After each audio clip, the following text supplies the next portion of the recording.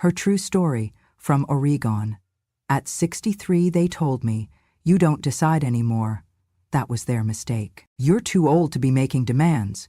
You don't get to decide anything anymore," Richard barked, his voice echoing off the walls of his overly polished living room.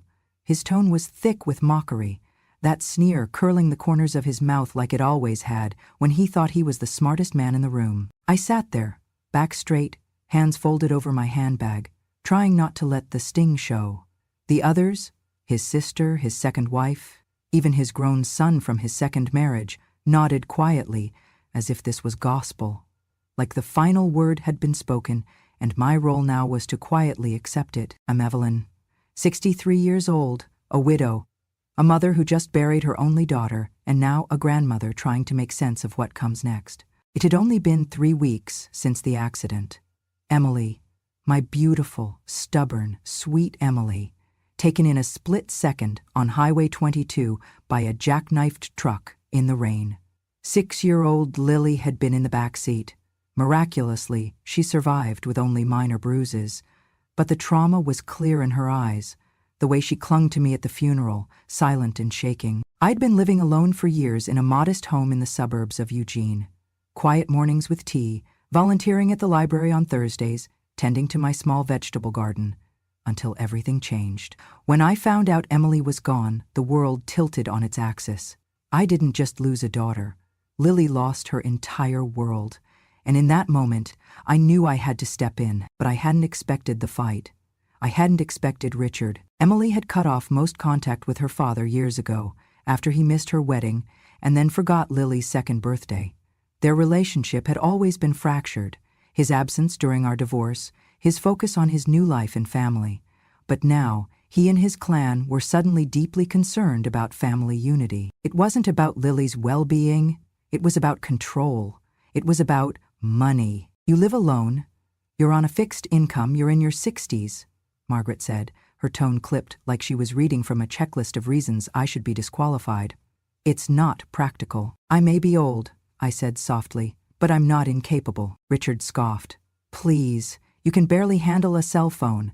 You think you can raise a child again?" "I raised Emily, and look where that got you," he muttered. A silence fell over the room. Even Margaret's lips tightened at the cruelty of that remark. I stared at him, not with anger, but with something worse, pity. I could feel my heart pounding, but I wouldn't cry in front of them, not now, not after that. "I'm not here to argue," I said finally. "I'm here because I love my granddaughter. She needs structure. We can provide that," Richard said, gesturing around the cold, pristine room that looked like it had never hosted a child. "She needs to be loved." "That's different," I replied. He waved a hand. "You want to play saint? Fine, but the court will never give guardianship to someone your age, especially not someone living alone with no job." That one landed. Since Harold passed, I'd been living off his pension and a small retirement fund. I had no flashy home, no shiny SUV parked in the driveway, but I had one thing they didn't. I had Lily's heart, and she had mine. Still, I stayed quiet. I stood slowly, picked up my coat, and made my way to the door. Richard didn't offer to walk me out. As I stepped into the crisp air, I didn't feel defeated. I felt clear. They thought this was about a legal battle, that I'd quietly disappear once the court got involved, that I was just some grieving woman with shaky hands and foggy memories. They were wrong. I drove home, the weight of their words still sitting heavy on my chest. But I didn't cry. Not this time. I opened my old journal, the one with the cracked leather cover, and began to write. Not just my thoughts, but facts, dates, statements, names. I wrote down every cruel word, every dismissive look. I took notes on the way Lily clung to me at the service, how her little hands searched for mine under the pew. I knew what they were about to do, and I knew they'd underestimate me every step of the way.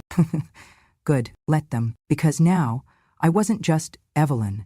I was Lily's last line of defense, and I was just getting started. A few days after that awful confrontation, I learned that Richard and his family had already filed for legal guardianship of Lily. I hadn't even had the chance to gather my breath after burying Emily. Her favorite flowers on the grave hadn't even wilted. Yet somehow, the paperwork was already in motion. It felt coordinated, too well-timed. cold, but what truly twisted my stomach came late one night when I returned to the funeral home to pick up a copy of Emily's death certificate. As I passed the side hallway, I heard voices echoing from the small conference room. The door was cracked open just an inch. Inside were Richard, his son Jeff, and Margaret. "It's not just about the girl," Jeff said flatly. "The government aid's going to be generous, especially with both parents gone now. And don't forget the policy," Margaret added. "If we're listed as guardians, we'll control it." "Right," Richard muttered. "We just need to manage the money correctly. Put it in Lily's name, but structure it. Keep it clean for taxes. The court won't question anything if we make it look proper." There was not a single mention of Lily's needs, her grief, her future. No talk of therapy, of bedtime routines, of the trauma that girl had endured. Only numbers, only logistics, like she was a locked account they needed access to. I felt sick. I backed away, careful not to make a sound, my heart racing. That night I couldn't sleep. I sat in my kitchen, the clock ticking painfully loud.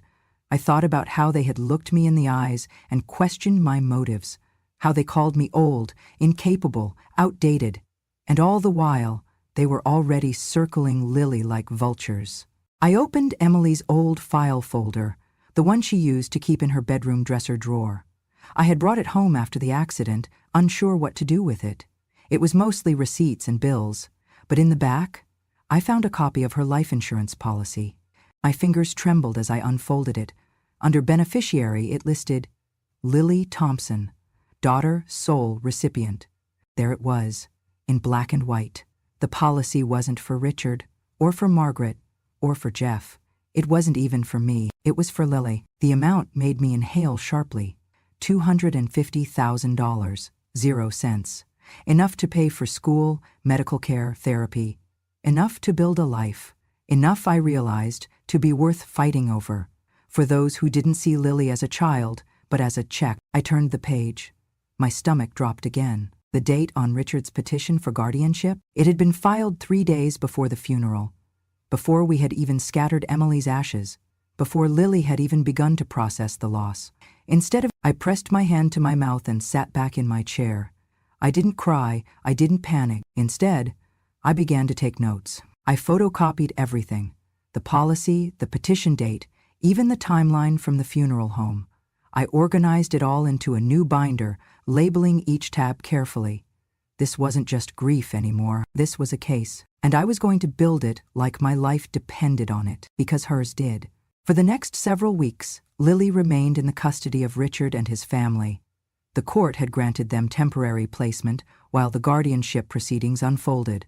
I was allowed supervised visits twice a week, 2 precious hours on Wednesdays and Sundays. At first, I clung to those hours like air. But the more time I spent with Lily, the more I realized something wasn't right. She would arrive wearing mismatched clothes, sometimes a size too small or stained from days of wear. Her hair, once brushed lovingly each morning by Emily, now hung tangled. She had small scratches on her arms, and when I asked what happened, she shrugged and said, "I fell." But the bruises didn't look like falls. They looked like carelessness. One day, as we sat in the park, I asked her what she had eaten that day. "Cookies," she said, licking the crumbs from her fingers. "Just cookies." "Nothing else?" I asked, trying to keep my voice calm. "Nope, and juice, but it's the kind that tastes funny." I felt a knot form in my stomach. I began documenting everything. Photos of the bruises, screenshots of our text messages, notes of what she wore, what she said. I logged the times she seemed lethargic, the moments she grew anxious when asked about her living situation. But the moment that truly broke me came one Sunday afternoon. We were sitting on a bench near the library, and I mentioned something about how nice it would be to have Lily stay over for a weekend sometime. She flinched. Her eyes darted to the chaperone sent by the court, an aunt from Richard's side, and she shook her head quickly. "I can't, Grandma." I bent down. "Why not, sweetheart?" She looked away. They said if I ask to stay with you, I'll get in trouble." That night, I could not sleep. I walked through my house, haunted by the silence. Every corner filled with memories of Emily's laughter and Lily's tiny feet chasing her cat down the hallway. I needed proof, something more concrete than my observations. So I contacted Rachel, the young attorney who had been helping me with the guardianship paperwork. I asked her a simple question. Would it be legal for me to ask if the child monitor in Lily's room is still active? Rachel looked puzzled. Why? I explained that Emily had once told me she installed a child monitor camera to keep an eye on Lily during the nights, especially when she was younger. Lily used to sleepwalk, and Emily wanted to make sure she was safe. Rachel nodded. It's not illegal to ask. Let me help you request documentation regarding the property Lily is currently living in. A few days later, we received a response. There had been a monitor, but it had been removed. No explanation, no mention of where it went or why. And then, just before midnight one Friday, my phone rang. It was Lily. She was whispering so quietly I could barely hear her. Grandma, I don't want to be here anymore. I sat up straight, heart pounding. Where are you, sweetheart? I'm in my room. I snuck the phone from the kitchen. I just wanted to say, I miss you. I held back tears. I miss you too, so much. She paused. They yell a lot. And sometimes they forget I'm here. The line went quiet after that. I knew she had hung up out of fear of being caught. But those words, those tiny trembling words, would never leave me. The next day, I printed out our call log and added it to my growing binder.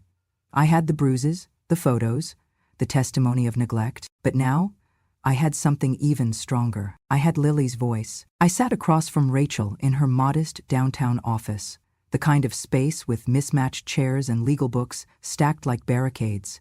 She was young, 30 at most, but her eyes carried the kind of sharpness that made you pay attention. I want custody of my granddaughter, I said, not bothering with pleasantries. Rachel folded her hands. Mrs. Thompson, I reviewed your initial petition. You're fighting an uphill battle. The court typically favors the current guardian unless there's clear evidence of harm or misconduct. I nodded. I don't need easy. I need possible. Rachel smiled slightly. I've worked cases defending seniors before, mostly in elder abuse or housing disputes. Guardianship battles. They're trickier. Courts look at age, income, medical history. I know what they look at, I interrupted. They see a number, 63, and they stop listening. Rachel didn't flinch. She leaned forward. Then we make them listen. But we'll need hard proof, Evelyn, not suspicion. Evidence. And that's when the plan began. The next morning, I pulled out every receipt, every document Emily had ever handed me. I started logging my visits with Lily, typing detailed accounts immediately after each one. Rachel helped me draft official requests for financial records. Specifically, the government issued survivor benefits for Lily and any disbursements from the life insurance. She showed me how to file public information requests, how to discreetly request Lily's school attendance and medical records. I learned how to ask the right questions, how to press gently but persistently, and how to document every interaction. I went back to the grocery store where Margaret always shopped and casually asked the cashier, an old friend from church, if she had seen Lily around. She's with her grandfather sometimes, she said, but mostly it's Jeff or no one. That little girl's always in the cart alone, chewing on crackers. I made a note of it. Every day became a quiet investigation. I took pictures of Lily's bruises during visits, always noting the date and time. I recorded voice memos right after she'd say something odd, like, "They said I'm not supposed to call you at night," or, "I sleep with my coat on sometimes 'cause the heater's broken." I didn't confront Richard. Not yet. I let him believe I was old and harmless, but I was watching, always watching. And then one Saturday, a neighbor from 2 streets over knocked on my door. She was in her 60s, wore oversized glasses and always had too much perfume. We'd spoken a few times at the town market, nothing more. But that day, she looked serious. "I heard through the grapevine that you're fighting for your granddaughter," she said. I nodded. "Well, I don't know if this helps, but I live right behind Richard's house. I've seen that little girl sitting in the car sometimes. Hours. One day, it was hot as blazes and she was just in there. Windows cracked maybe an inch. I almost called someone. I grabbed my notebook. Would you be willing to write a statement? Or testify?" Darlene hesitated for half a second, then nodded. "If it helps keep that baby safe, yes. Absolutely." That was my third pillar. Financial abuse, medical neglect, and now, endangerment. Rachel reviewed everything we'd collected. "This is strong," she said. "It's not bulletproof, but it's compelling." "Good," I replied. "Then it's time." "Time for what?" "To let Richard know I'm not going away. And neither is the truth. The last time Richard and I stood face to face without shouting, lawyers or signatures between us, it was 1993, and he was packing up his ties into a suitcase, telling me he needed more than this. I didn't beg. I didn't cry in front of him.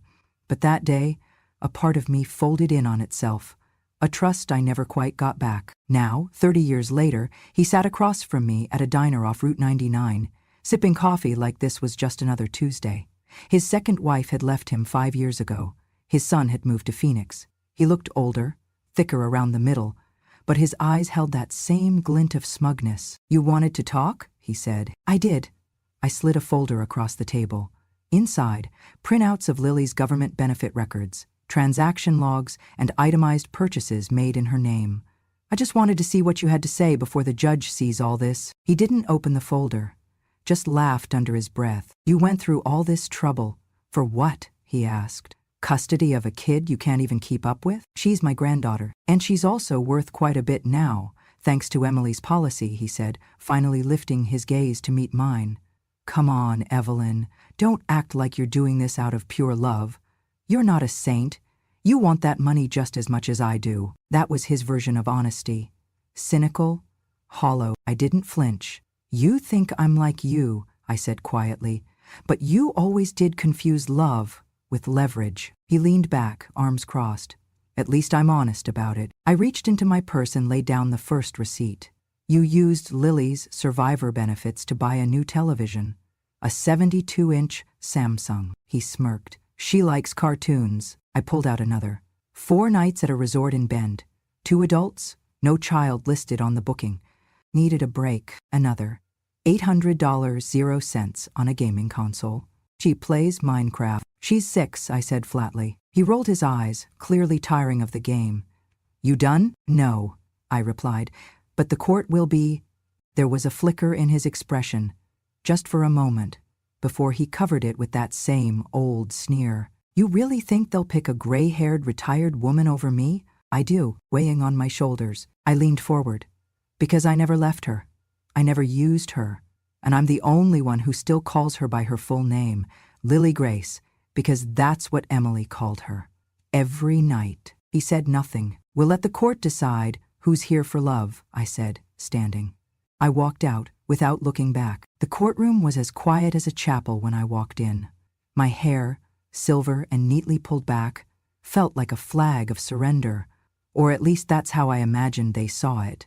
To Richard's side, his lawyer whispered confidently, while Margaret adjusted her blazer with that smug little smirk she reserved for people she thought were beneath her. I didn't dress to impress, just a navy cardigan, my best slacks, and a necklace Emily had made for me when she was 10.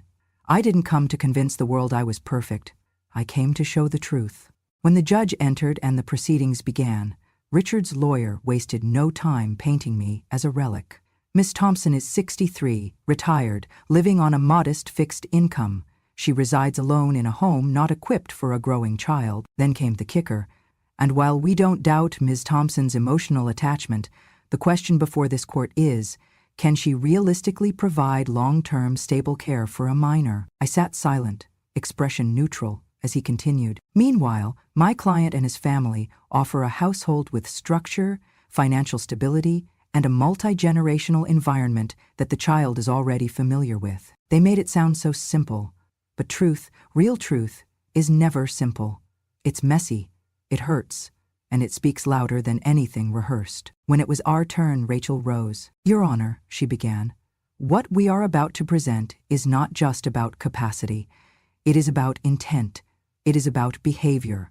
It is about what love looks like in practice, not on paper." Then she turned to me. "Mrs. Thompson, please describe your concerns." I stood and opened the binder we had built over weeks. "This is a photo of my granddaughter, taken after a visit. Note the bruise on her arm." I handed it to the court clerk. Next, I played the audio of Lily's late-night phone call. "I don't want to be here anymore." The courtroom held its breath. I continued. "These are school attendance records showing multiple absences since she moved in with her grandfather." I placed them neatly beside the first photo. "Here are text messages where Lily mentions eating only cookies some days." Another set of pages. Rachel then called Darlene, our neighbor witness. She testified clearly. I saw that little girl locked in a car, alone, more than once, and then the financials. These are bank records showing transactions made from Lily's survivor benefits account, Rachel said, displaying the list on a projector. Among them, a luxury television, resort vacations, multiple electronics, and then the climax. Your Honor, Rachel said, voice steady, this is a receipt for $7,042.00 used to purchase imported hardwood flooring for Richard Thompson's home. The funds were withdrawn from Lily's trust account. A beat of silence. Then the judge leaned forward. Mr. Thompson, would you care to explain this expenditure? Richard opened his mouth, closed it, looked at Margaret. At his lawyer, no answer came. The silence was heavier than any gavel. I didn't smile. I didn't gloat. I just looked at Lily, sitting quietly with the court-appended advocate, clutching the edge of her little cardigan. Her eyes met mine, brave and wide. That was the only victory I needed. The final day of court felt like a dream, suspended in a haze of breathless waiting. The judge re-entered with the same calm, unreadable expression he had worn throughout the proceedings. My hands were folded tightly in my lap, the folder of evidence now closed before me, but its weight still pressed on my heart. Richard leaned back in his chair, arms crossed, his lawyer whispering something urgently beside him.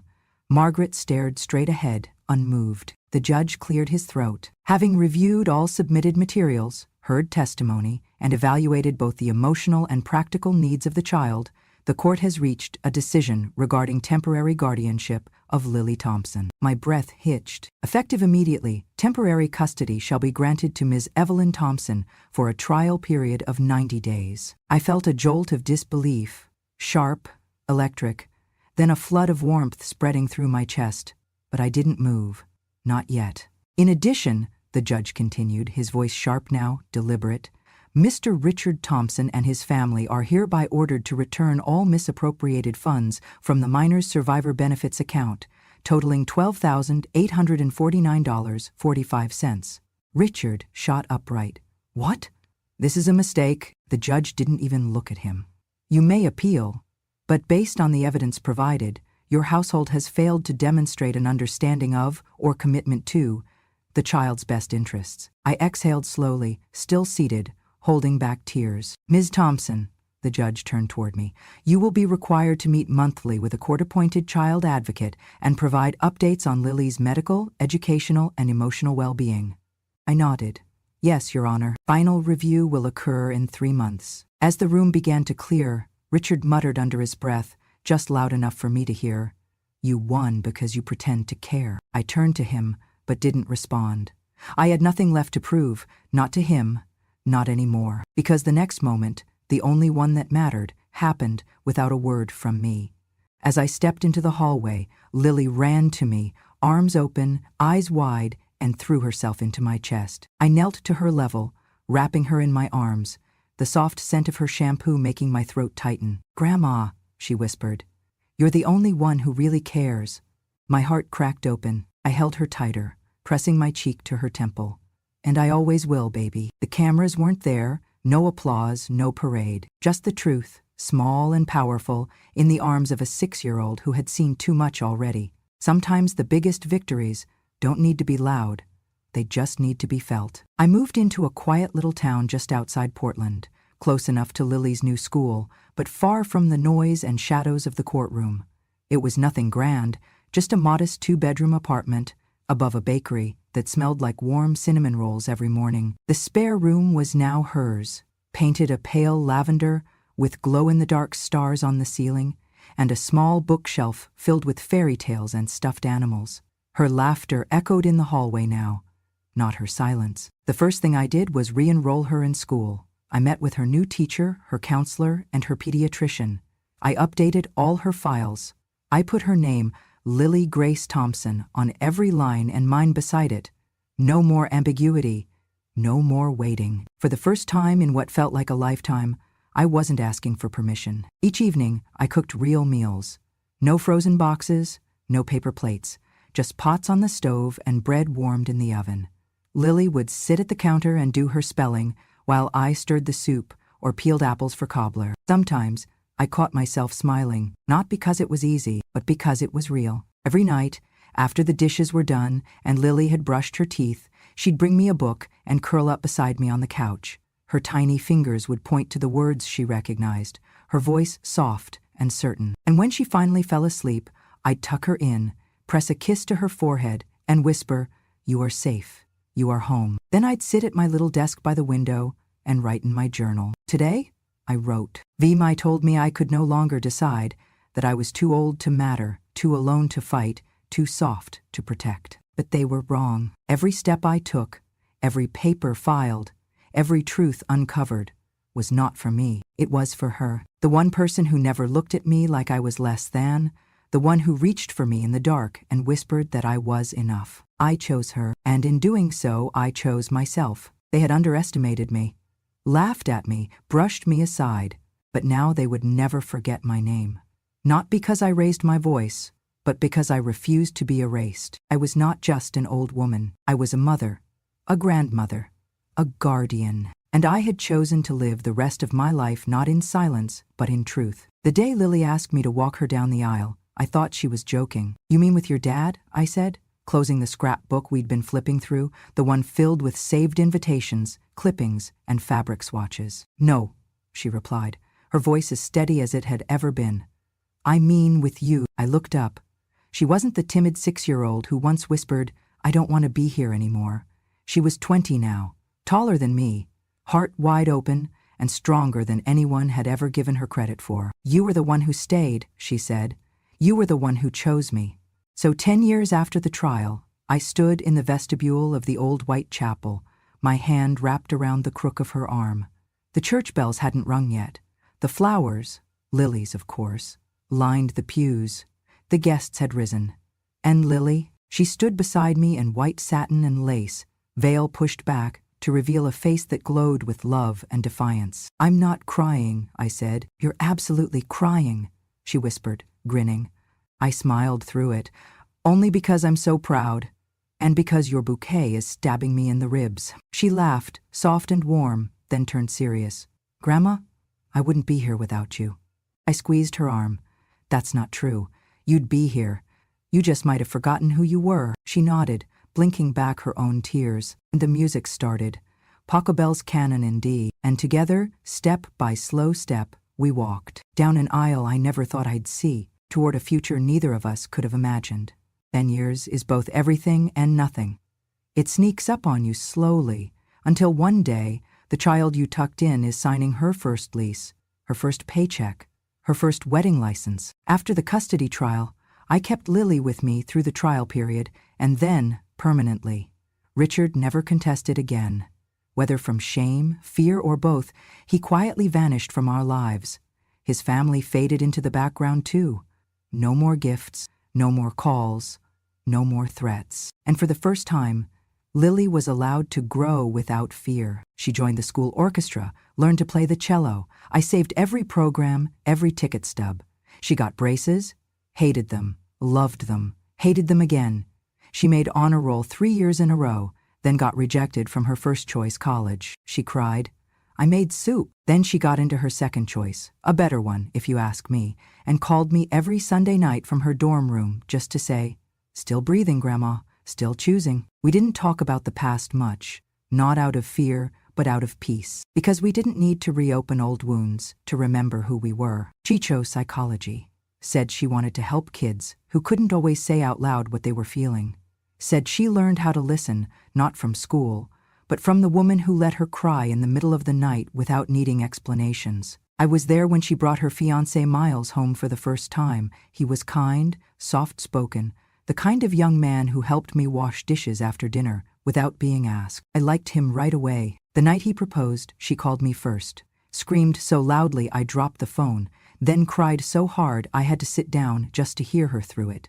"Will you be there with me?" she asked. "Where else would I be?" I replied. As the ceremony began, the sun poured through the chapel windows like a benediction.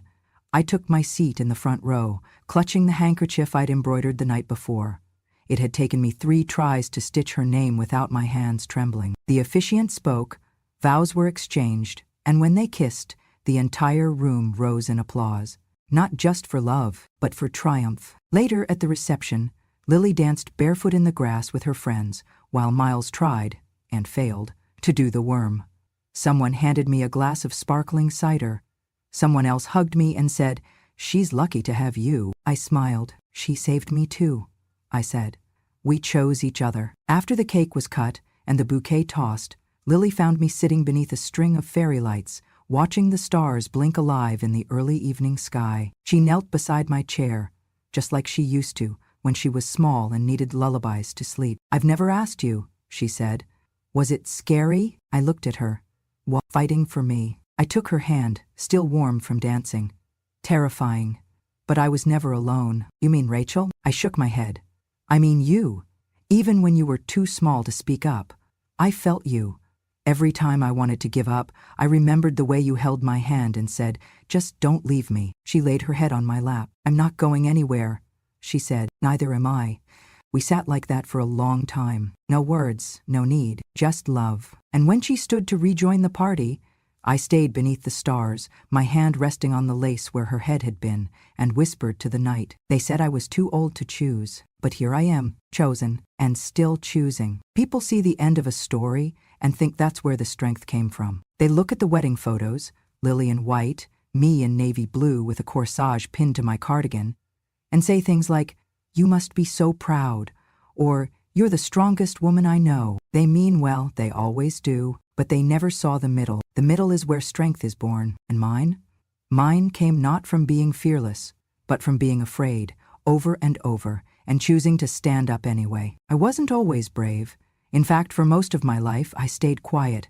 I took care of people. I said thank you when they handed me leftovers and called it generosity. I swallowed slights like vitamins. I tucked rage beneath politeness. And when I cried, I did it behind laundry room doors or inside the car with the engine running and the music up. My marriage wasn't a partnership. It was a performance. He made the decisions. I made dinner. When he left, it wasn't a shock. It was a slow unraveling I'd watched for years. Thread. What did shock me was how quickly people forgot that I had built that home too. How they only saw me as a woman who'd been left, not a woman who stayed and held the roof over everyone's head while it collapsed around her. Then came Emily, my light, my girl with a freckle on her left eyelid and a laugh that made everyone else forget what they were angry about.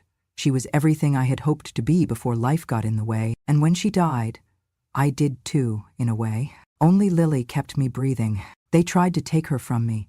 They looked at my age and assumed it meant irrelevance. They looked at my grief and mistook it for weakness. But what they didn't know was this: when you've been underestimated long enough, it stops being an insult. It becomes your camouflage. They thought I was soft, but I was steel wrapped in silence. I kept receipts. I took photos.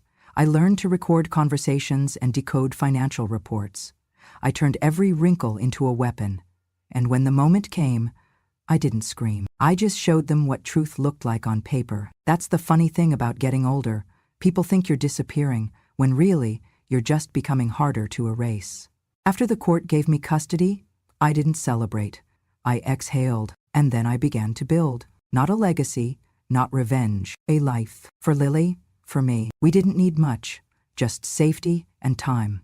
And in the quiet moments, she would ask me things like, "Did Mom love the beach?" Or, "What's your favorite thing to cook when you're sad?" And I would answer, truthfully, because children remember what you say when you think they're not listening. One day when she was 10, she looked up from her book and said, "Grandma, I'm going to remember you forever." I smiled.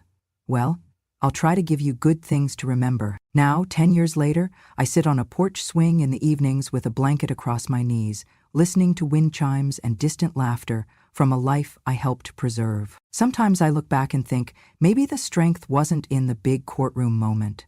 Maybe it was in every small decision that led there. The choice to stay when I could have left. The choice to speak when it would have been easier to stay silent. The choice to be seen when the world wanted me invisible. I think about the other women like me, sitting at family dinners, hearing their worth reduced to numbers on a check or lines in a will. I want to tell them, you are not a burden. You are not past your power. You are not finished. There is still breath in your lungs and fire in your gut. You are still the author of what happens next. So when they say you're too old to be choosy, you say, I'm not choosy. I'm clear about what matters.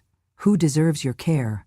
where your truth belongs. I used to be the quietest woman in the room. Now I'm the one holding the pen. And the story I'm writing? It begins, always, with a woman who remembers, and ends with a world that finally listens. If this story reached something true inside you, subscribe to Grandma True Stories, because when we speak, we don't just tell stories. We tell what they tried to bury